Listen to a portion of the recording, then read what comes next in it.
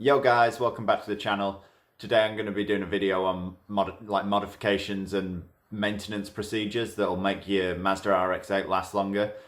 Just give it some extra miles before it needs that rebuild. So yeah, one thing I forgot to mention when I filmed this video was that it's always really good to, every time you take your RX8 out, to give it a red line. As they say, a red line a day keeps the carbon away. So basically what that does is redlining it basically clears out any carbon buildup inside the engine. So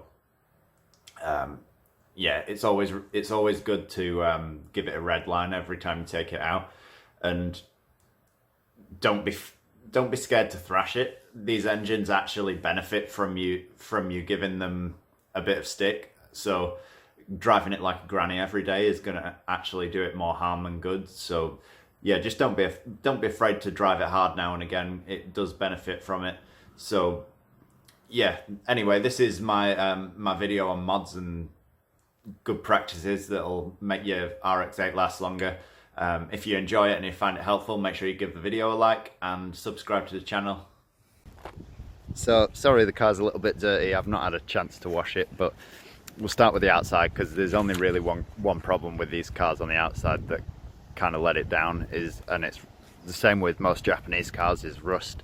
So one of the best things you can do to make these cars last a little bit longer is when you're washing your car, obviously make sure you wash it quite a lot because they do rust quite bad. So keeping it clean is one way to just stop the rust developing. And when you do give it clean, give it a good clean up behind this lip. What happens is mud and dirt gets trapped up behind there, and then when it rains the dirt gets wet and kind of holds moisture up behind the back of the arch, and that's what causes the arches to rust so bad. The other thing is the sills rot quite badly down here, so keeping it clean underneath the sill helps the car last a little bit longer.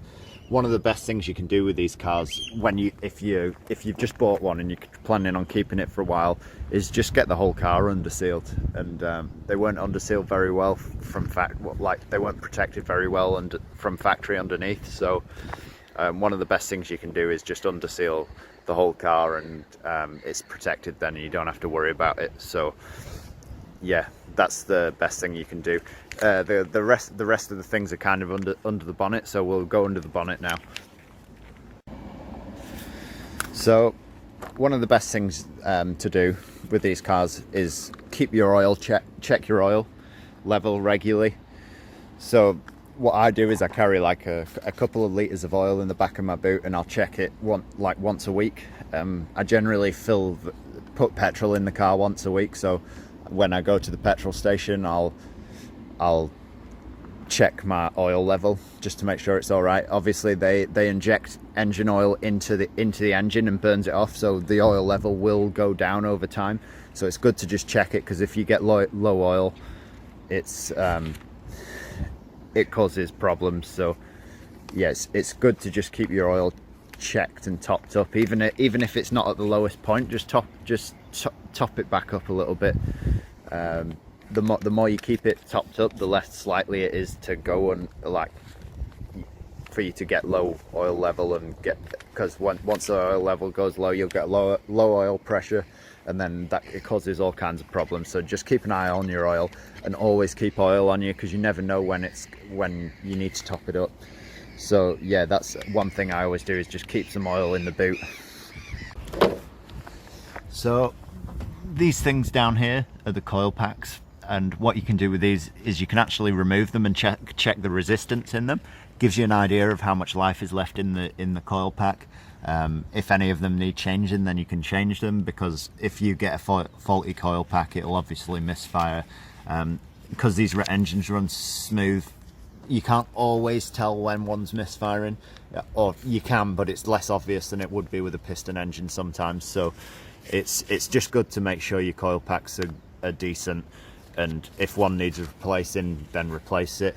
I'll probably do a video at some point on how to test them. I have and give you an idea of how to test them.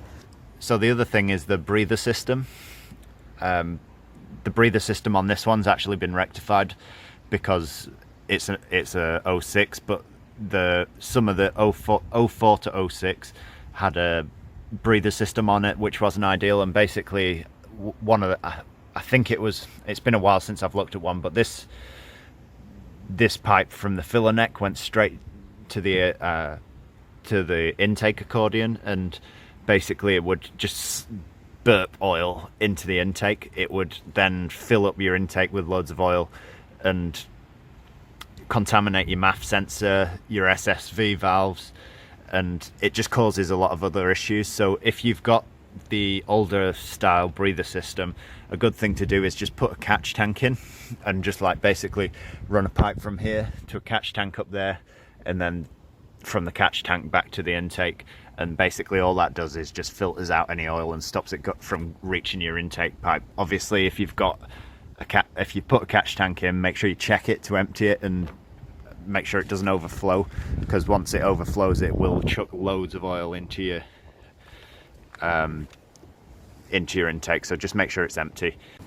Another common issue these cars have is the cats blocking up. It can cause all kinds of problems, but yeah, basically you'll kind of know when it's blocked, because they generally just get red hot. You'll have no power in certain sections of the rev range. But yeah, one of the things you can do is just put a higher flowing cat in, or you can get rid of it. I'd personally, if you can find a friendly MOT tester, or if you're not bothered about swapping the cat in and out for your MOTs, I'd personally just take the cat out.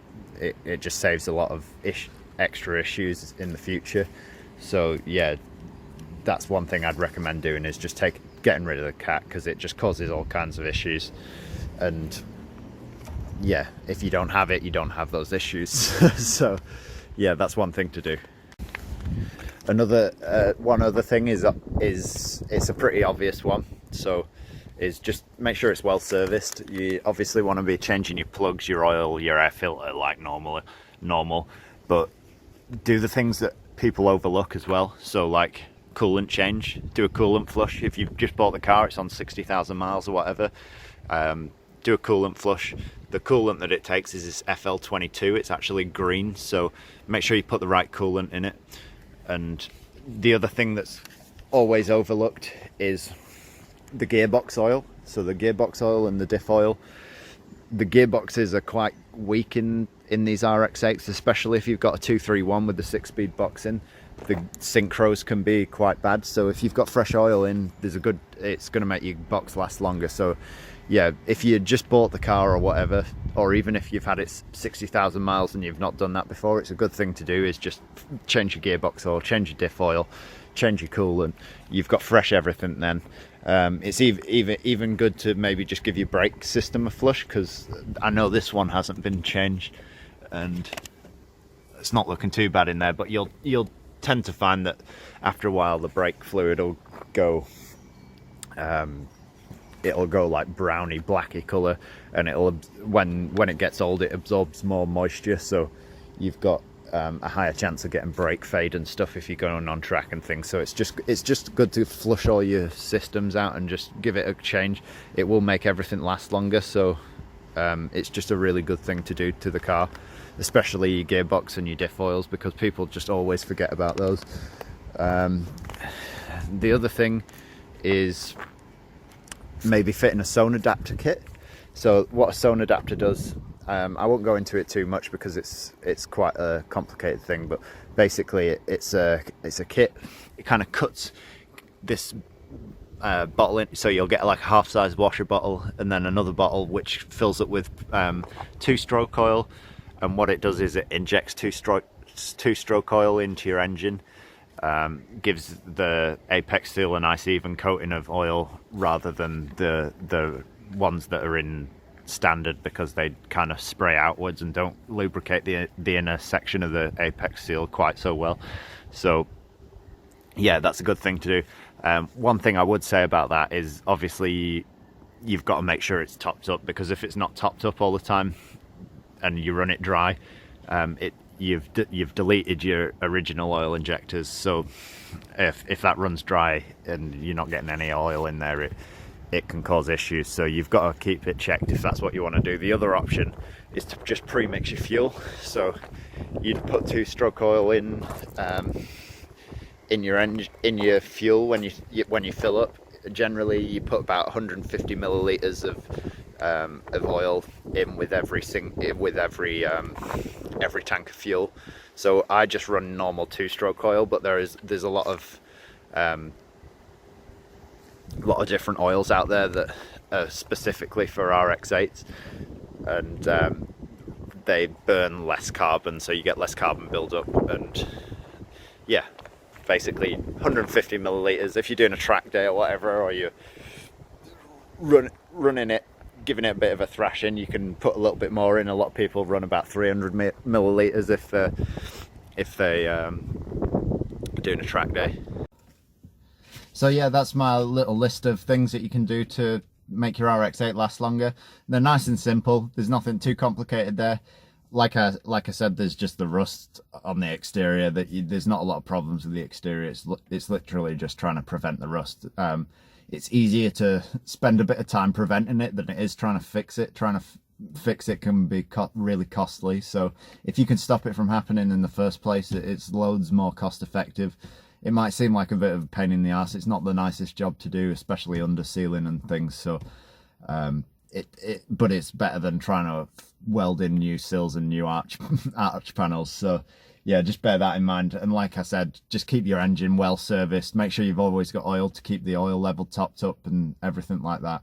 And pre-mixing, if your zone adapter kits are good, but pre-mixing just does pretty much the same job. So as soon as you've got start driving an RX8, just make sure you're pre-mixing your fuel, because it'll make your engine last longer. What happens basically is on the Series 1s, Mazda put 2 oil injectors in, which I've mentioned this in another video, but they put 2 oil injectors in, and basically they kind of like spray to the outsides of the rotors, so they're pointing slightly outwards, and it sprays the oil to the outside of the rotor housings, so that it kind of lubricates the outer 2/3 of the apex seal, but not the inner third of the apex seal very well.